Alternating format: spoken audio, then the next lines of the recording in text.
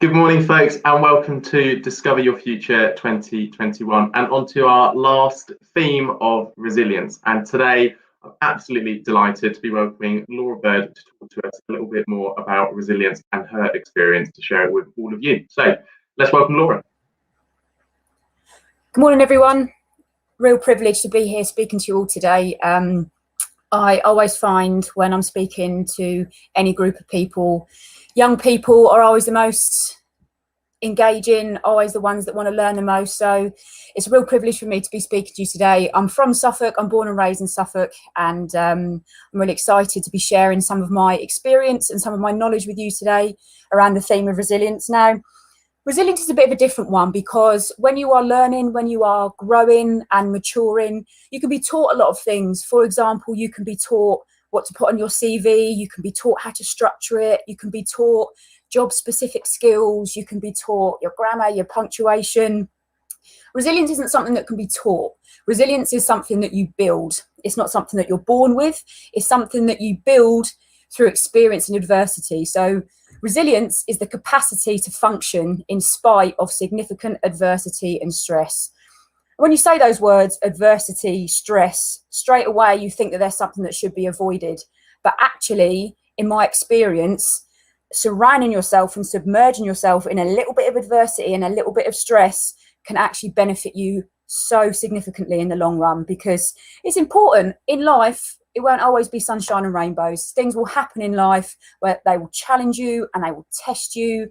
And resilience is something that is so important in order to be able to cope with those things and learn from those things and also take responsibility for those things. And then in the end, eventually, resilience will be one of the most important things that gets you to where you need to be. Excuse me. So we're going to go through this presentation. There's lots of different little bits that we're going to do. We're going to play a couple of little games, and we're going to also open the room up for some questions. So as always, any questions that you need or you want to ask, feel free to pop them to your tutors or your teachers. And I'm happy to ask any questions. Even after the presentation is finished, please feel free to ask me any questions. So the first part of the slide then, I'm going to introduce you to a couple of people. We're going to have person A and person B. Now, person A and person B are two very, very, very different people. And I'm going to introduce them to you now. So here we go. This is person A. Now, I'm going to talk you through some of the things that person A has been through. Don't feel like you have to read everything. We're just going to chat through what this person has been through. So person A has come from a broken home. Parents were divorced when they were very young, and the father started a new family and had 3 other children.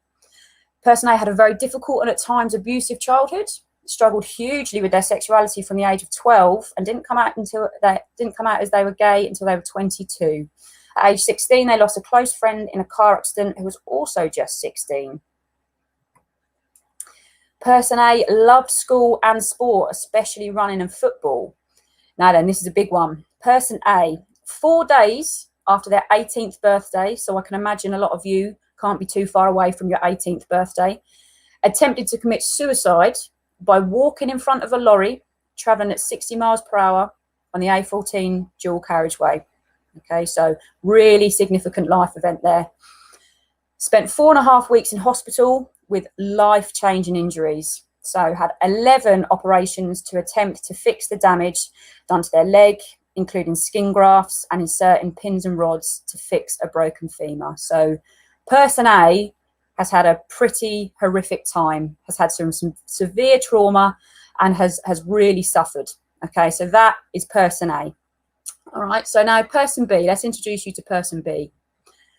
Person B works as an author and a motivational speaker, published their first autobiographical book in December 2020, been in a happy relationship for 7 years. In June 2020, ran 10 marathons in 10 consecutive days and raised lots of money for a very important charity, East Anglian Air Ambulance. Has run 17 marathons in total and completed a full Ironman triathlon. So for those of you that don't know what a full Ironman triathlon is, it's a 2.4 mile open water swim, followed by a 112 mile bike ride, followed by a 26.2 mile run. And it has to all be done in under 17 hours. Person B carried the Olympic torch in Southwold, age 20, played semi-professional football for Ipswich Town. In 2019 was one of the first ever female recruits on Channel 4's SAS Who Dares Wins. So I don't know if you've seen SAS Who Dares Wins, but it's on Channel 4. It's just recently finished the 6th series of it. And it replicates one of the most brutal military selection processes in the world. It has things like sleep deprivation, cold water immersion, working at heights, extreme physical exertion. It's a really, really testing reality television program. So Person B was on this program in series 4. And in 2020 was awarded the East Anglian Air Ambulance Inspirational Fundraiser Award. So Person A and Person B are two totally different people, as you can see. Person A is really very much psychologically and physically at their very bottom, at rock bottom. Couldn't really get much worse there. Person B seems to be totally thriving, seems to be taking on challenges, working through different challenges, taking on everything they possibly can in life, and experiencing everything that they possibly can in life in order to make it the best it can possibly be. So I'm sure you're all having a bit of a think, trying to work out if Person A is someone that you know, Person B is someone that you know, is it a celebrity, is it a person that you think is talking to you right now? And if you think it is a person that's talking to you right now, it is. It's not a celebrity. I'm not a celebrity. I wish I was, but I'm not a celebrity. Person A and Person B are in fact, it will work. Sorry, tech issue. There we are. Person A and Person B are in fact the same person. So Person A and Person B are myself. Person A is probably my story up until I was around 18, 19 years of age. And Person B is a story now. So just be warned, the next slide has a couple of graphic images, but it's important, especially with mental health. We can't cover things up. We have to be a little bit brutal and a little bit honest about how really awful mental health can get sometimes. So these are the pictures, just be warned. These are the pictures of my leg after I tried to take my own life after walking in front of a lorry. As you can see, there's some significant damage there. The picture in the bottom left is of my femur, an x-ray of my femur after I was hit by the lorry. So it required, as you can imagine, a lot of time in hospital, a lot of operations, a lot of pain, a lot of discomfort. And my leg is obviously fully functioning now through a lot of hard work from some brilliant people in Addenbrooke's, and we're all fully functioning and ready to go now. But as you can see and as you can imagine, it was a unbelievably difficult experience, an unbelievably painful experience that took many, many months and years to recover from. However, Person B, here we go. So these are just some of the little adventures that I've been on since my recovery. So a couple of marathons in there, a couple of Ironmans. Picture in the bottom left was from SAS Who Dares Wins with my best friend Ant Middleton. I think he's popping up on the next couple of slides. There he is, my best mate. So that's my book just in the middle there from the Ironman triathlon. So a total world away from what you would imagine a few years before a suicidal person would look like. So there's a few of my mates there from SAS. Oh, look at that in the last one. Lovely. That was crossing the line of running 10 marathons in 10 days to raise money for East Anglian Air Ambulance, who were the charity who flew to me on the night that I tried to take my own life, and they saved my life. The air ambulance came and airlifted me to Addenbrooke's Hospital, and had they not have done, I would have more than likely either lost my leg or most definitely lost my life as well. So there's a few very, very happy pictures. So you can just imagine that a lot of people will say to me now, and they will ask me, well, how on earth do you go from a point of wanting to take your own life to a point of where you literally couldn't be happier, you couldn't be more positive, and you take on different challenges every single week, month, year? And the answer to that is because when you have reached the bottom, you have no more to fear. So when you're at a point where life quite literally cannot get any worse, every single thing that you then experience from that point on is a privilege. So when you've reached a point where you genuinely don't believe you can carry on anymore, and then you get given a second chance. So in brutal reality, I shouldn't be here. I should not be here. I shouldn't have the privilege of being able to get up and walk. I shouldn't have the privilege of being able to get up and go and run. I shouldn't have the privilege of being surrounded by positive people and creating positive memories. I should not have those privileges. And every single day, I am so grateful and have so much gratitude for this life that I've created, because it is one that I should not have had. And it fills me with joy, and it fills me with gratitude that I have this life now, because I came so close to not having it. And resilience has been a huge part in building that, because, as I said, when you've seen the bottom, there really is nothing more to fear. So when you have been through the most severe adversity and the most severe trauma, there's no more to fear. And you develop a total sense of privilege and pride around the smallest things in life, because they were things that you may not have had before. So we're going to have a little game here. Now, I appreciate that you can't interact with me, but if you want to write some of your answers down on paper, or you want to have a discussion with your friends or your tutors around some of the answers, we're going to have a resilience would you rather game. Okay, so this is how it's going to work. We're going to have questions like this, and you're going to have answers of whether A or B of what you would do in them. Okay, so they're all related to resilience. They're all related to doing things that you may not want to do. So be honest with yourself, be honest with what the answer is, because that's the best way to get a true evaluation of yourself and who you are. So round one, here we go. It's 11 p.m. You've had a really long day. You are tired and you want to go to bed. There's a small pile of washing up left on the side from dinner. Do you A, leave it for the morning? Do you B, do it before you go to bed? So I'll just give you a few seconds per slide so you know which your answer is going to be. So washing up really late, you're knackered, you just want to go to sleep, but there is a pile of washing up left. What do you do? Leave it for the morning or go to bed? So make a note of your answers if you wish. That's round one. Round two, you've set your alarm for 6 a.m. to get up and go for a run before work. It's dark, cold, and you do not need to be at work until 9 a.m. Do you A, snooze your alarm and not go? B, get up, get dressed and go for it? So you can well imagine, I don't know what it's like there in Ipswich, but in Cambridge, it's very rainy, very dark this morning. You imagine you wake up at 6 o'clock, look out the window. Do you fancy it still? Do you want to get up and go for it? Or do you want to cuddle back down, nice and comfortable, in your comfort zone and go back to bed? What would you rather do? So that's round two. Round three. You are really hungry, like on the verge of hangry, you know, the hungry, angry, hangry, and haven't eaten all day. Your best mate has 2 of your favourite chocolate bars. So that'd be a Yorkie for me. That's my favourite chocolate bar. They say you can either have one right or wait another 45 minutes and have both. So do you A, eat 1 chocolate bar, or do you B, wait 45 minutes, tolerate your hunger, tolerate a little bit of discomfort, and then get the reward of 2 chocolate bars? You do. Do you get that instant gratification of getting 1 chocolate bar and get rid of your hunger, get rid of your discomfort? Or do you tolerate it for a little while, wait 45 minutes and get 2? What do you do? So round 4, you have 2 essays to complete for coursework, psychology essay and a history essay. You know the history essay really well and know this one will be a lot easier and less time consuming to complete than the psychology one. So do you do history first or do you do psychology first? So history, you know really well, you could probably smash that out nice and easily. Psychology is going to be a challenge. It's going to take you a longer time. It's harder to understand. Which one do you get out of the way first?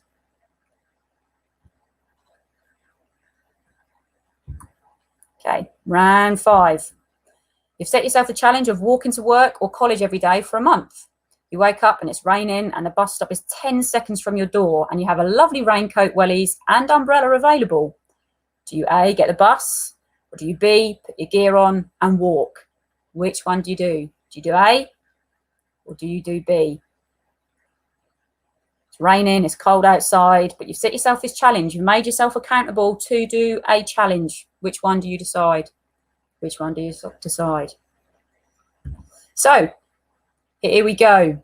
You may well have noticed then throughout our little game of would you rather, all of the answers for A were the comfortable answers. They were the ones that were easy. They're the ones that were void of any challenge. So yeah, you might be knackered at 11 o'clock at night. The easy option is to go to bed and just leave that big pile of washing up for the morning and you wake up and you've got to face it. The more difficult option, doing it before bed, is the uncomfortable one. It's a bit difficult. It's a bit hard. You don't really fancy doing it. But actually, all of the answers for B were full of achievement and full of empowerment. So you've set your alarm to go for a run. You really don't fancy it. How powerful do you then feel if you create the motivation and you create the energy to get up and go for it instead? Yeah, it's really comfortable in bed. It's really comfortable. It's warm. It's cozy. What are you going to achieve in lying in bed? You're not going to achieve anything. You have to tolerate those uncomfortable feelings in order to get the reward at the end. That's a perfect example with the chocolate bar. You're really, really hungry. You've been hungry before. You know the feeling of being hungry. You can tolerate that. Exactly the same as being cold and wet. Everybody's been cold and wet before. You didn't die because you were cold and wet. You tolerated it. You were able to tolerate the feelings of being a little bit uncomfortable for a longer term gain. And that's such an important part of resilience, is that can you tolerate this slightly uncomfortable feeling that you've got at the moment in order to gain something better in the long term? So if you have set yourself a little challenge of walking to college, walking to work every single day, okay, it's raining, fine. Prepare yourself. Luck is for the unprepared. You don't need a bit of good luck. You need to be prepared. You need to sort yourself out, prepare yourself for the conditions and get out and go and do it, because that is the foundation of resilience, is tolerating a little bit of discomfort because you know eventually it will give you a longer term gain. So this is a little extract from my book. Appreciate that's quite a lot of text on the screen there. Psychological resilience and durability is built upon taking the hard option. So it's an innate human characteristic to avoid sources of fear or circumstances we know are going to produce uncertainty. Of course it is. If it's something uncertain, if you're not sure about doing something, you're going to avoid it. It's natural. It's natural to run away from fear. When we were cavemen hundreds of thousands of years ago, when we saw a big grizzly bear, it was an innate reaction to run away from it because it was fear. Okay. Therefore, it's natural to remain where we are safe and comfortable, but you cannot make progress there. Comfort is the enemy of progress. So if we could just allow ourselves to be immersed in discomfort and unpredictability for a short time to see what we can actually achieve, the potential of the human race will explode. I'm forever seeking the next adventure that is going to push my boundaries just that little bit further. So when you're applying for colleges, when you're applying for universities, it may seem totally out of your grasp. Good. Do something that scares you. Do something that you think that you might not be able to achieve, and then build yourself into the person that can achieve it. When I set myself a challenge of running 10 marathons in 10 consecutive days, I was terrified. I did not think that I would be able to do 2 days, let alone 10 days. Yourself accountable for something, all you need to do is carry on through a little bit of discomfort. If you're rejected from jobs, if you're rejected from universities, good, learn from that. Have a little bit of self-doubt, tolerate that feeling and learn from it, and then push a little bit further the next time. So just at the bottom there, it will always be something I think that I can't do, so that when I do complete it, the self-confidence, belief and powerful independence continues to mature. So set yourself a challenge you think you can't do. Set yourself something that you think is unobtainable. And then when you do obtain it, think of how empowering that is. Yes, it's very comfortable to sit in a job you know that you can do, in a football team that you know that you can compete in. But it's so much more rewarding to be a little fish in a big pond as opposed to a big fish in a little pond. You have to push your boundaries because it is a waste. And I'm so passionate about that. It is a waste of life and it is a waste of time to have so much opportunity, so much potential and so much energy and waste it. It is a waste of time. Do not get to 85, 90 years of age and look back and think, God, I wish I'd have taken that risk. I wish I'd have taken that opportunity. Because what's the worst that's going to happen? You're going to fail and then you're going to learn. We are fearful of failure, and there is absolutely no need to be. You do not need to be fearful of failure. Failure is a good thing. Thomas Edison, when he was inventing the light bulb, failed. He got told he failed 7,000 times when he found 7,000 ways. He said, no, I didn't. I did not fail 7,000 times. I found 7,000 ways that didn't work. You don't fail, you just find a way that didn't work. So this is a huge one then, fault versus responsibility. So a lot of the time, resilience is built upon things that happen that aren't necessarily your fault, but they do become your responsibility when they happen. So a huge part of the past 18 months of everybody's life, coronavirus, that is not our fault. However, it does become our responsibility when it becomes part of our life. So abiding by the rules, supporting others, volunteering, working hard, whatever your response was to coronavirus, it is your responsibility. And there's a few things on there that you may have experienced yourself as well. Your parents splitting up, that's not your fault, but it becomes your responsibility. You cannot blame other people. It becomes your responsibility how you react to it and how you deal with it. So your parents may have split up, it wasn't your fault, but then it becomes your responsibility to look after your younger siblings, for example, and channel any frustration you've got into something positive. So if your parents split up, or if something bad happens and your reaction is to go off and be angry and punch things and misbehave at school and start getting into the wrong crowd, that's your responsibility. It's not you got into the wrong crowd because your parents split up. You got into the wrong crowd because you got into the wrong crowd. It's your responsibility to do that. Same thing, one at the bottom there, losing your job, not getting a job, or being made redundant. Re-educating yourself in another industry, for example. So if you lose your job, might not necessarily be your fault, but then it becomes your responsibility to find another one. Preparing for your interview, not feeling sorry for yourself, getting a stopgap that will pay the bills. So I'm working really hard now. I love what I do. I love my job. But when lockdown hit and I couldn't do talks, I couldn't do speeches, I worked in a supermarket because I had to pay the bills.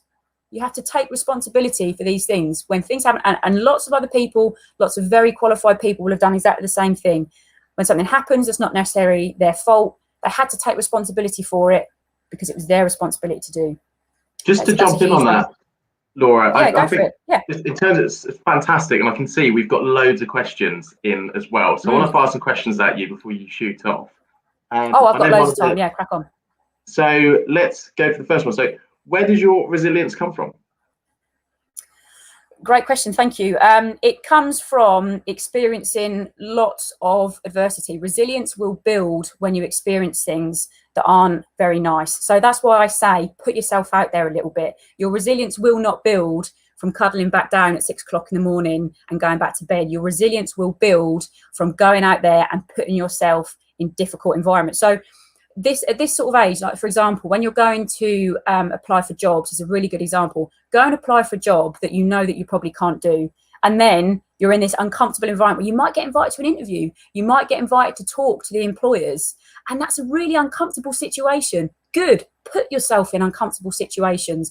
Go and sign up, for example, if you've never run a day before, and I know I'm biased about running, if you've never run a step before in your life, go and sign yourself up for a 5K, because then it's scary, it's uncomfortable. But then when you go and work hard and you achieve that 5K, your resilience just gets built up that little bit more. So yeah, my resilience has come from experiencing a lot of adversity. And you know what? I wouldn't change a thing.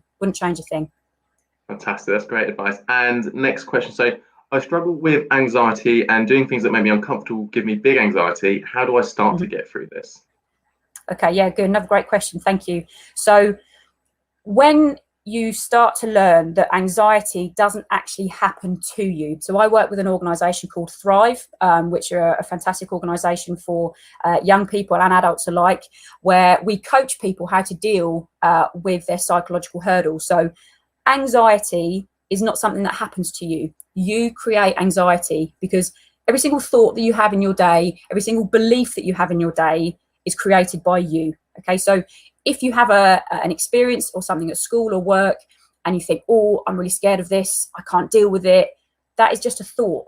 It's a belief. It's not fact. It's not fact that you can't deal with something. It's not fact that you're worried about something. It is a belief. And your belief systems are changing, and you can change your belief systems. As soon as you have a certain belief system about something, you will search for the evidence to support that belief system. So if you have a negative belief system or a little bit of anxiety around a certain thing, for example, flying, you will find all the evidence you can to support that belief system. So as soon as you change that belief system and start building on some positive thoughts, on some positive experiences, you'll start searching for the the evidence to support that positive belief system. So believe in yourself, change your belief systems, and start thinking a bit more positively.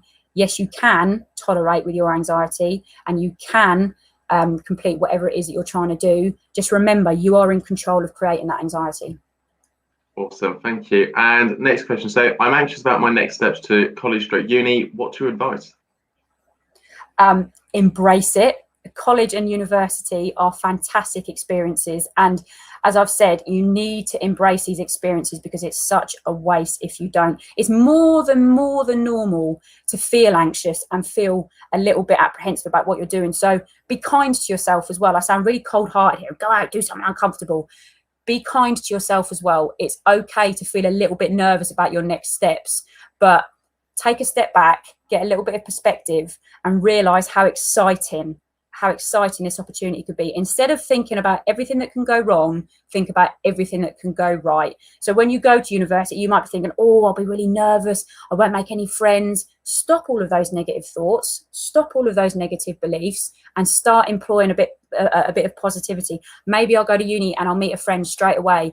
Maybe I'll go to uni and I'll have a brilliant time. I'll love what I do. I'll join the sports teams. I'll join different clubs and I'll have a great time. So embrace your anxiety, embrace a little bit of negativity. It's okay to have that, but then imagine the fantastic time and the experience that you're going to have. You can deal with it. You can tolerate it.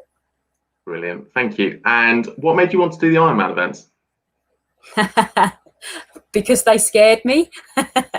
Because I think that swimming, running and cycling are just the purest forms of exercise, and I'm absolutely in my element where I'm either in a pool or cycling or running. So I absolutely love all of the disciplines of triathlon, but it scared me to do that much exercise and that much distance in one go. So it scared me, but finishing it, completing it and training for it was just the most incredible experience. And again, like I say, I would encourage everyone and anyone to sign up for something that scares you, because they are brilliant, and a lot of hard work, but it scared me and excited me at the same time. So I thought, why not?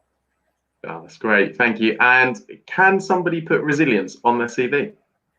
Oh my God, what a great question. Yes, absolutely. And these little examples that we have talked about are fantastic examples, because a lot of the time in interviews, you'll be asked, for example, in a customer service facing role, for example, and you have a customer that's unhappy about something and they'll be having a go at you and be talking negatively towards you. Resilience is a huge part of that, because you have no resilience, that could really break you down and really get you. Or if you have a little bit of resilience, you can understand, well, I know that they're not cross at me, they're cross at the system or they're cross at the shop. So I'm going to accept what they're saying and help them deal with it. And when you talk to an employer and say, yeah, well, actually, I'm really good with resilience, because every Monday morning at 6 o'clock, I'll get up no matter the weather and go outside and exercise, which takes a lot of resilience. So 100%, I would whack resilience on your CV, definitely. Great advice. And next question. So did you have someone to support and encourage you when you had doubts, and was this important? Yeah, massively. So as much as I talk about taking personal responsibility, having someone there to support you is important. Now, you don't want to become dependent on a person. So it's important to have a support network, but don't become dependent on a person, because then you depower yourself. You take away any internal belief. So mine was my granddad. We lost my granddad last year, unfortunately. However, he was the most resilient, stoic, positive man imaginable. And every time I had a doubt, every time I was unsure, I would ask him, and I would ask him his advice. And most of the time it would be, go for it, learn from it, educate yourself from it. And a lot of the time as well, it would be, right, what is the worst that can possibly happen if I go for this? What is the worst that can possibly happen if I give it a go? And a lot of the time, the worst that can possibly happen, as I've already explained, is that you fail or something goes wrong and you learn from it. So yes, always have someone that's got your back. Very, very important, but don't become dependent on them. Awesome. Laura, I think that's close to the questions. Thank you so much for joining us this morning to give the keynote on resilience. It's been a pleasure. It's been my pleasure as well. Thank you so much for your time. And I really hope that just one thing that I've said today has helped somebody. So thank you so much. Brilliant. Thank you, Laura. So folks, that was Laura Bird talking to us about her amazing journey and kicking off resilience as our next theme. So over the last few months, you've learned about everything from pathways to enterprise skills and everything in between. Had some amazing employers on, and I hope that you're going to enjoy our next theme of resilience. After that, then we'll be doing mock interviews. We've got some amazing employers who'll be supporting you to gain the skills that you're going to need into mock interviews for the future. So huge thank you again for Laura for joining us this morning, and hope that you enjoy our next theme of resilience.